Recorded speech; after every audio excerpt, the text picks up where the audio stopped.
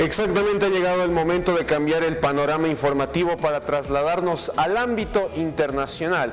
Estamos hablando del acuerdo que se firmó entre Estados Unidos e Irán para este cese de operaciones militares y asimismo la apertura del estrecho de Hormuz. Sin embargo, yo le quiero dar la más cordial bienvenida en un contacto especial desde China al analista político internacional Álvaro Montenegro, con quien vamos a tener el gusto y el placer de hablar. Bienvenido a Primera Hora.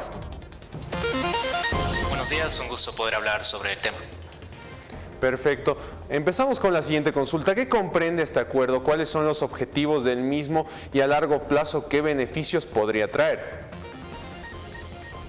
Bueno, todavía los contenidos del acuerdo no se han publicado de manera oficial, pero hubieron varias intervenciones de Trump o de Pakistán, que Pakistán estaba haciendo de intermediario para el acuerdo, también de Irán, y lo que se prevé es lo que usted ya mencionó, que el estrecho de Hormuz ya va a permanecer abierto y que se prevé también reparaciones a Irán, porque Irán tiene muchos de sus activos internacionales fueron congelados, especialmente su oro en bancos occidentales, como pasó también con Venezuela o con Libia o con Irak. Y parte del acuerdo puede ser que estos activos, que es una cantidad significante, sean liberados. Y también, bueno, eso se tiene por el momento, ¿no? Como dije, no se publicó todavía el acuerdo oficial, pero ya los mercados, por ejemplo, del petróleo ya han reaccionado. Estaba el petróleo, normalmente estos últimos 4 meses que duró el conflicto estaba alrededor de 100 y ahora el petróleo bajó a 80. Todavía no bajó al precio que estaba antes de que el conflicto empezara, que estaba en $60 el Brent, el barril de petróleo, pero ahora ya está a 80, entonces parece que esas negociaciones están bien. Y bueno, podemos analizar después cuáles son los ganadores y perdedores y tal vez cómo afecta a Bolivia. Justamente a ese punto quería llegar, por favor. En este caso, como bien lo planteaba usted, ¿cuáles son aquellos ganadores, cuáles son aquellos perdedores y qué beneficios trae Bolivia o cómo interviene esto en el papel de nuestro país? Bueno, yo por lo que pude ver las primeras reacciones en Estados Unidos, la facción pro-Israel, estadounidenses que apoyan mucho a Israel ven con malos ojos este tema. Especialmente tenemos a Mark Levin o a Laura Loomer, que son comentadores políticos que tienen mucha influencia en este tema. Ellos ven como que esto es un acuerdo con Irán que le va a permitir a Irán ya no tener sanciones, me olvidé mencionar eso, ya no tener sanciones y poder comerciar su petróleo libremente.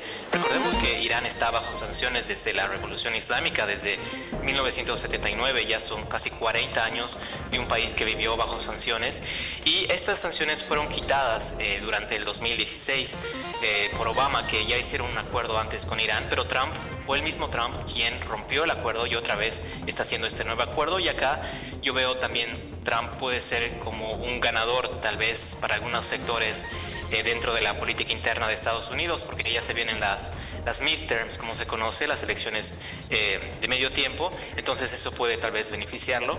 Y bueno, Netanyahu tal vez yo creo que va a ser el más afectado, el primer ministro de Israel, porque justamente parte también del acuerdo era llegar a un acuerdo del cese al fuego en Líbano, que Líbano es otro país que está al norte de Israel, que ahí se encuentra Hezbollah, que Hezbollah es un grupo armado militante que también está en contra de Israel, y hubo varios ataques entre ellos, y tal vez el acuerdo también encuentre que Hezbollah se mantenga en el Líbano y ya no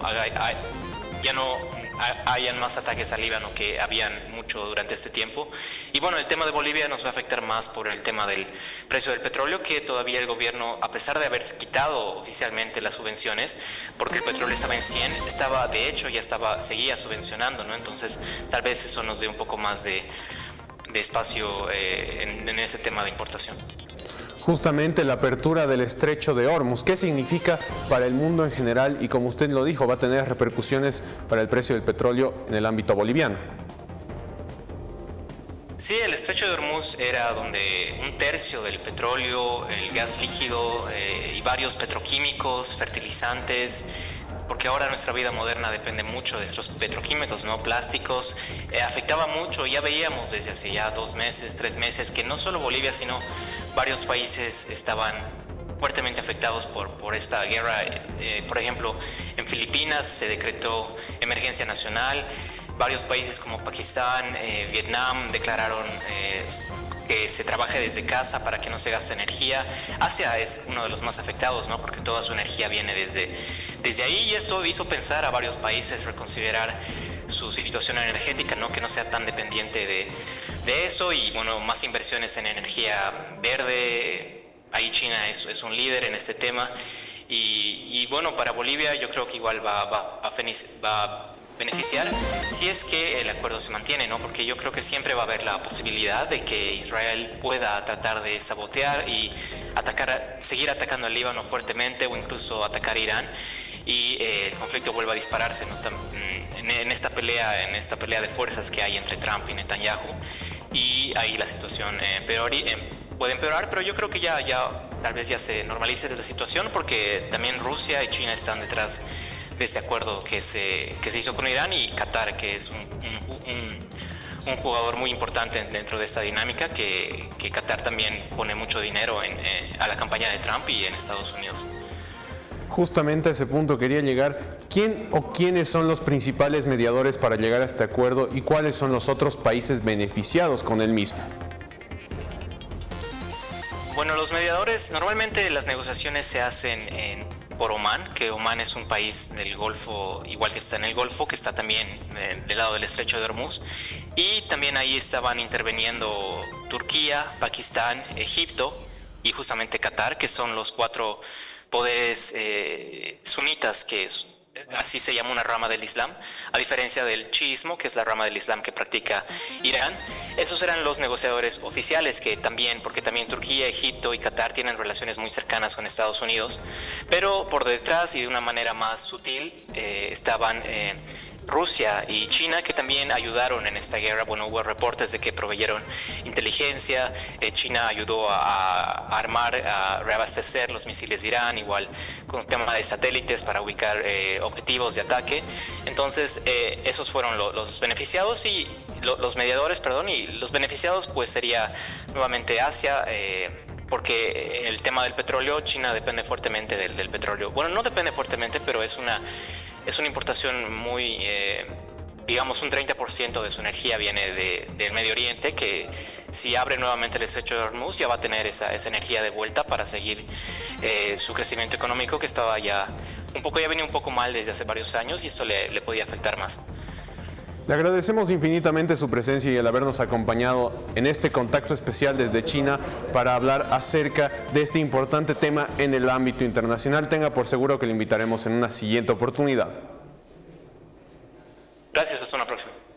Muchísimas gracias. Esas fueron las palabras del analista internacional Álvaro Montenegro, con quien hablamos de este acuerdo entre Estados Unidos e Irán, los beneficios que comprende, quiénes son los principales ganadores, quiénes son los perdedores y cómo beneficia o perjudica esto a Bolivia. De este modo nosotros continuamos con más aquí en A Primera Hora.